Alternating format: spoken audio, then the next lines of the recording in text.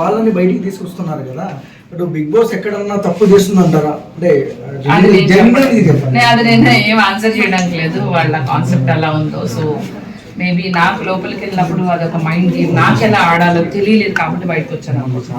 అంటే మొదలు పెట్టడమే ఒక ఫైట్ పెట్టినట్టు బాడీ ఫైట్ గొడవలతో మొదలు పెట్టారు కదా బిగ్ బాస్, బట్ ఎంతో ఆశలతో వెళ్ళారు.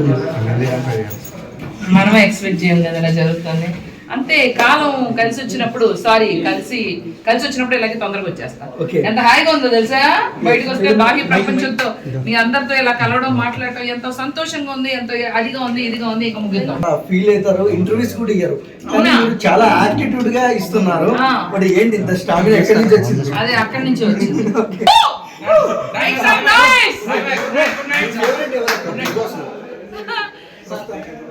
నిజంగా చెప్తున్నా, నా ఫేవరెట్ నేనే అయ్యాను, నాకు నేనే నచ్చాను కాబట్టి బయటకు వచ్చాను. నాకు ఇంకా ఎవరు ఫేవరెట్స్ అవ్వలేదు. I love my self more. Okay, Manikanta ఆట ఎలా అనిపిస్తుంది? ఎందుకంటే ఎమోషనల్ గా అందరి దగ్గర అవుతున్నారు, కొంచెం సింపతి గేమ్ అయితే ఆడుతున్నాడు. తనైతే ఇన్నోసెంట్ అయితే కాదు. ఓవరాల్ గా బిగ్ బాస్ లో సారీ, సోనియా, నిఖిల్ ఇద్దరు ఉన్నారు.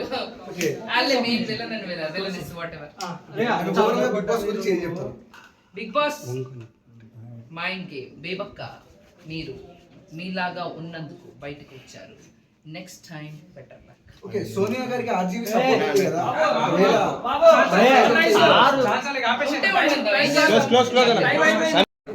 Sonia scorpion, she will bite everybody.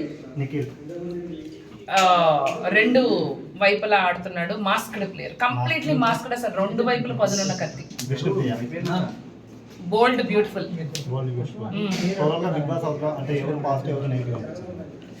ఇంకా పాజిటివ్ అంటే నచ్చారు కొంతమంది. సీత బాగా నచ్చింది, అలాగే తను నైనిక నచ్చింది, ఆదిత్య ఓం గారు నచ్చారు, మన శేఖర్ భాష గారు నచ్చారు.